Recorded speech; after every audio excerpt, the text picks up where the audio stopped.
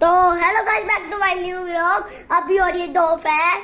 अभी दोपहर के बजे 12:15 और हम जाएंगे आज हरिद्वार, है ना। और हरिद्वार जाने के बाद हम चलेंगे उत्तराखंड। उत्तराखंड के जाने के बाद हम घर पर आएंगे, फिर हम नाश्ता करेंगे, फिर हम जाएंगे स्कूल में चीनू को लेने। ओके, है ना। और